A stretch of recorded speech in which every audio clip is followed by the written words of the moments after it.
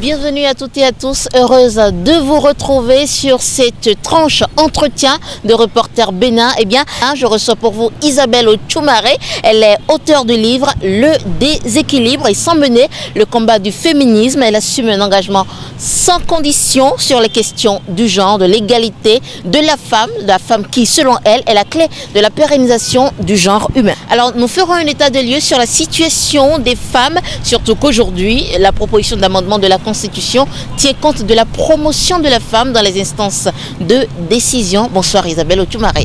Bonsoir Peace. La promotion de la femme, d'abord il faut dire que l'état des lieux en ce qui concerne la représentativité des femmes dans les instances de prise de décision au Bénin n'est pas très reluisant. Dans l'actuel gouvernement, nous avons 4 femmes, ensuite 22 ministres. Nous avons une seule femme, ensuite 12 préfets. Et 3 femmes, ensuite 77 maires. Donc il faut avouer que dans les instances de prise de décision, la situation n'est pas très reluisante. À l'Assemblée nationale, 7e législature, nous avons 7 femmes sur 83 députés. Donc je peux dire que la promotion de la femme est une priorité aujourd'hui. Il faut vraiment y penser et il faut travailler à cela. Il faut quand même dire, Isabelle Otchoumare, que les femmes font plus de 50% de la population. Donc démographiquement, elles sont majoritaires, mais comment se fait-il que dans les instances de décision, elles soient minoritaires? Comment expliquez-vous cette disproportion? Plusieurs facteurs font de la sous-représentativité des femmes dans les instances de prise de décision. On a souvent pointé du doigt les pesanteurs socio-culturelles qui ne permettent pas à la femme de s'affirmer. Mais il faut avouer que la femme elle-même est aussi responsable de sa situation. La femme, elle est résignée. Elle accepte son sort parce qu'on la traite souvent de sexe faible, puis elle laisse les hommes décider à sa place. Il ne faut pas toujours accuser les pesanteurs socio-culturelles. Il faut que la femme s'impose et il faut qu'elle s'affirme davantage. Est-ce que vous pensez que cette loi fera quelque chose, aura un quelconque impact si la mentalité de la femme au foyer prime toujours sur la mentalité de celle leader? Bon, je ne pense pas que cette loi aura un impact. D'abord, je commence par la disposition en ce qui concerne l'amendement de la Constitution qui concerne la promotion de la femme. C'est l'article 81 de la Constitution et l'article 81 stipule, la loi fixe le nombre de membres de l'Assemblée nationale, les conditions d'éligibilité, le régime des incompatibilités, les conditions dans lesquelles il est pourvu au siège vacant. Elle peut prescrire des dispositions particulières qui assurent la promotion de l'élection des femmes à l'Assemblée nationale. Et je pense que la même Constitution, en son article 26, prône l'égalité entre l'homme et la femme. Et cet article n'est pas concerné par la proposition d'amendement. Donc je crois qu'il y a qu'un réel problème se pose à ce niveau-là. La même Constitution prône l'égalité entre l'homme et la femme.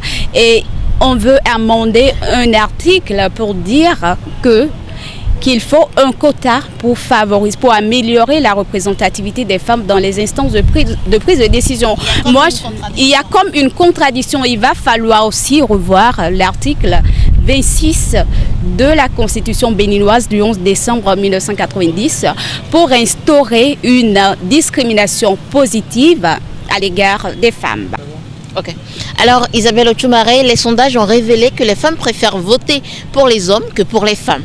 Donc, écoutez, si la femme ne croit pas qu'elle peut gérer un poste de responsabilité, je ne pense pas que ce soit cette loi qui permette de corriger quand même cette disparité. Quel est votre avis sur la question? Il faut avouer qu'il y a un manque de solidarité très accru entre les femmes. Vous l'aviez dit, les femmes sont majoritaires dans la société béninoise.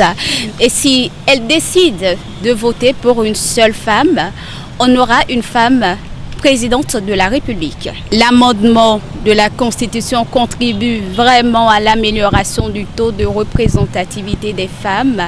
Il faut que les femmes s'affirment davantage. Nous sommes en train de lutter pour avoir plus de femmes à l'Assemblée nationale. Mais quelles femmes voudrons-nous envoyer à l'Assemblée? Actuellement, nous avons 7 femmes députées, sur 83 à l'Assemblée nationale. Mais est-ce que ces femmes participent vraiment à la prise de décision? Est-ce qu'elles s'affirment? Combien de femmes ont déjà proposé des lois à l'Assemblée nationale 7e législature? Elles ne sont pas majoritaires, mais elles ne font pas parler d'elles non plus. Donc moi je crois qu'il va falloir revoir cela. Il faut déjà commencer par là. Il faut que les femmes s'affirment. Sinon, amender la Constitution, institutionnaliser la promotion de la femme, moi je crois que cela ça ne réglerait pas le problème, mais pour moi, il faut plutôt miser sur les postes nominatifs. Aujourd'hui, nous avons 22 ministres dans le gouvernement et sur ces 22 ministres, nous avons 4 femmes seulement. Si le président de la République décide, par exemple, de nommer 11 femmes et 11 ministres, aucune loi ne l'en empêche. Je puis vous assurer que les compétences féminines ne manquent pas.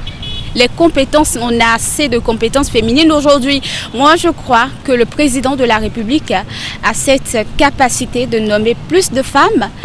Et je crois, en ce qui concerne toujours l'amendement de la Constitution en 2010, il y a eu une loi sur le quota, mais cette loi avait suscité un tollé général. Il y a même des femmes qui étaient contre parce qu'elles estiment que la Constitution prône l'égalité entre l'homme et la femme. Et la loi sur le quota, c'est pour faire de la discrimination positive. Je voudrais dire que le Bénin a ratifié plusieurs conventions internationales, plusieurs instruments internationaux. Mais le problème qui se pose est que les Béninois n'ont pas coutume à appliquer les lois. C'est vrai, on veut amender la Constitution pour faire la promotion de la femme, mais quand cette loi sera votée, est-ce qu'elle sera vraiment appliquée?